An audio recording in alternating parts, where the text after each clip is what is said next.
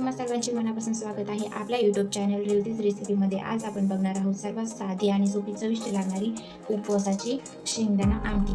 चला तर बघू त्यासाठी काय काय साहित्य घेतलेलं आहे। सर्वप्रथम 1 वाटी शेंगदाणा, 1 उकडलेला बटाटा मॅश करून घेतलाय, थोडीशी भगर आहे आणि याच्यामध्ये उपवासाचं शेंगदाण्याचं तेल आहे आणि 4 ते 5 हिरवी मिरची आहे। चला तर आपण इथे गॅसवरती एक पॅन ठेवलाय मी गरम होण्यासाठी। आता हे 1 वाटी शेंगदाणे यामध्ये मंद आचेवर खरपूस होईपर्यंत सोनेरी रंगापर्यंत आपण भाजून घेऊया।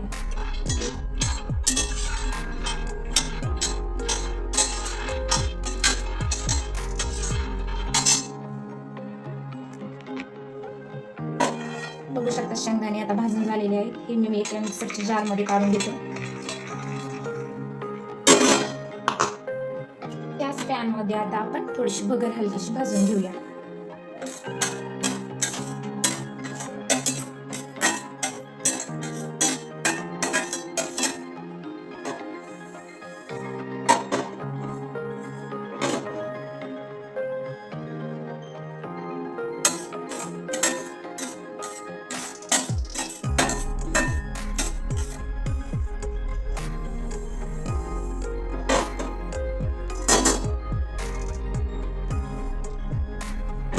पाहू शकता भगर पण व्यवस्थित छान भाजून झालेली आहे।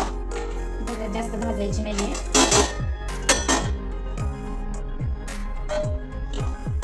तर मिरची टाकून मी त्याच्यामध्ये आणि गॅस बंद करते। हे जो पॅन गरम आहे थोडी हलकीशी मिरची गरम करून घ्यायची आहे।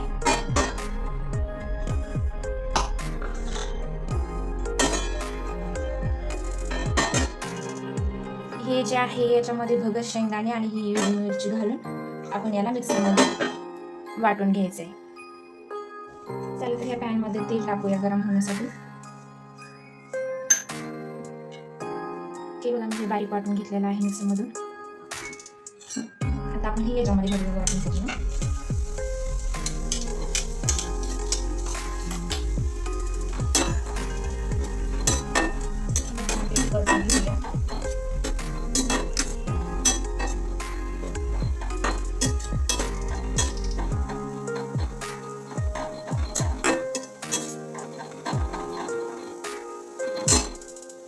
भगर आपण यासाठी यामध्ये घातली की भगरीमुळे याला दाटसरपणा येईल।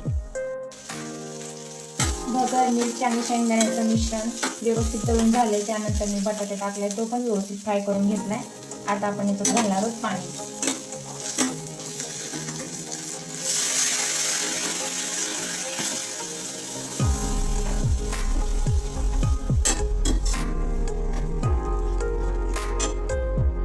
पाहू शकता याला किती फुटत आहे। आता आपण चवीनुसार याच्यामध्ये मीठ घालून घेऊया। याला छानपैकी घालून घेऊया।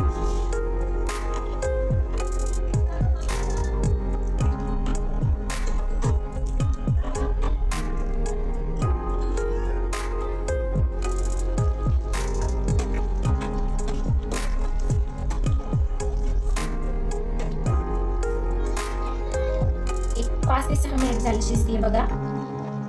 आता घट्ट झाली। आता मी गॅस बंद करते आणि थंड झाली की अजून थोडीशी घट्ट होते।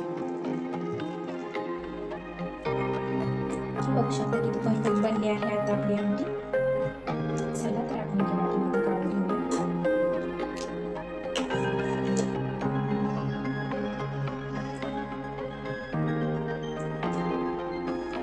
बघू शकता रेडी आहे। आता आपण ही जी आमटी बनवलेली आहे आता आपण ही भगरीच्या भातासोबत पण खाऊ शकतो।